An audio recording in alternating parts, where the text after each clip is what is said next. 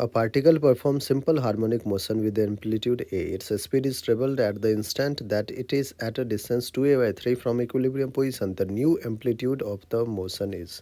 बच्चों अपन क्या करते हैं, इसको ऐसे ड्रॉ कर लेते हैं. ठीक है. Particle perform simple harmonic motion with amplitude a. कह रहा है कि its speed is travelled at the instant that it is at a distance 2a/3 from equilibrium position. Let's say ये है हमारा इक्विलिब्रियम पोजीशन. इक्विलिब्रियम पोजीशन से जो distance है वो 2a/3 गिवन है. ठीक है. यहाँ पे क्या किया गया है, स्पीड को ट्रेवल्ड कर दिया, मतलब 3 टाइम्स कर दिया गया है. तो new amplitude of the motion क्या होगा वो आपने बताना है. इनिशियली वो स्टार्ट किया था ए एम्पलीट्यूड से, तो अपन उसका इक्वेशन लिख सकते हैं कि velocity v is omega under root of a square minus x square. ठीक है. v equals to omega under root a square minus x square. यहाँ पे x की वैल्यू क्या है, 2a/3. तो आप लिख सकते हैं कि v equals to omega under root of a square minus x की जगह 2a/3 रखेंगे तो 2 का स्क्वायर 4, a का स्क्वायर ए स्क्वायर एंड 3 का स्क्वायर 9. इसको सॉल्व करो तो v आ जाएगा omega under root of 9 minus 4 that is 5a square by 9. इसी को आप ऐसे भी लिख सकते हैं रूट 5, ए स्क्वायर बाहर आ गया ए बन के, ओमेगा है बाहर और 9 बाहर आया 3 बन के. तो v वेलोसिटी जो है वो आपने कैलकुलेट कर लिया. अब क्या कह रहा है कि एट डिस्टेंस 2a/3 कह रहा है कि यहाँ पे जो वेलोसिटी है उसको 3 टाइम्स कर दिया गया है. तो नया एम्पलीट्यूड क्या होगा मोशन का वो आपने बताना है.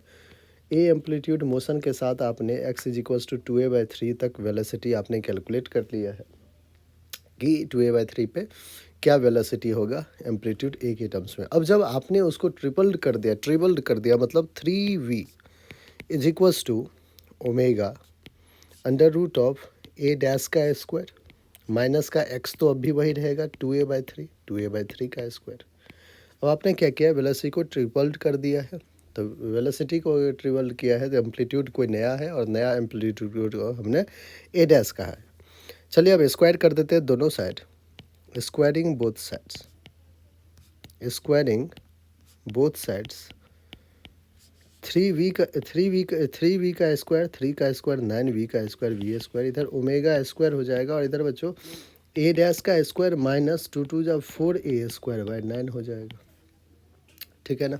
अब एक एक्सप्रेशन यहाँ पे हमें दिख रहा है root 5a omega by 3 is v. तो इक्वेशन 1 और इक्वेशन 2 को अगर आप देखें, यह है इक्वेशन 1, यह है इक्वेशन 2. अब आपने क्या करना है,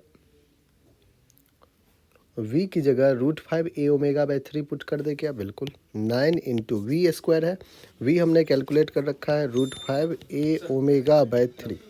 रूट 5a ओमेगा बाय 3 इसका स्क्वायर कर दिया which is equals to omega square a dash का square minus 4a square by 9. ये वैल्यू है 9 इंटू रूट 5 का square 5a square omega square 3 का square 9 is equals to omega square 9a dash का square minus 4a square by 9. ये expression आ रहा है. अब हमें ओमेगा स्क्वायर ने ओमेगा स्क्वायर कैंसिल किया, 9 ने 9 को कैंसिल आउट कर दिया. आ रहा है 5a square is equals to 9 को इधर भेज दे तो 9 into 5a square is equals to 9a dash का स्क्वायर माइनस का 4a स्क्वायर. सॉल्व करते हैं. 9 5 जा 45 plus 4 that is 49a square. 49a square आ रहा है 9a डैश का स्क्वायर. ठीक है. अब हमें क्या चाहिए, हमें ए डैश चाहिए ए के टर्म्स में. तो चलो कैलकुलेट कर लेते हैं. ए डैश अगर ए के टर्म्स में चाहिए तो ए डैश का square will be 49 by 9a square. यहाँ से ए डैश की वैल्यू क्या आ रही है, ए डैश आ रहा है 49 बाय 9, अंडर रूट पे जाएगा तो 7/3 और ए स्क्वायर ए बन जाएगा. तो ए डैश आ रहा है 7/3a. A dash will be 7/3a. कौन सा ऑप्शन है, 7a/3. सी ऑप्शन है और सी हमारा क्या है, बिल्कुल करेक्ट आंसर है. ठीक है.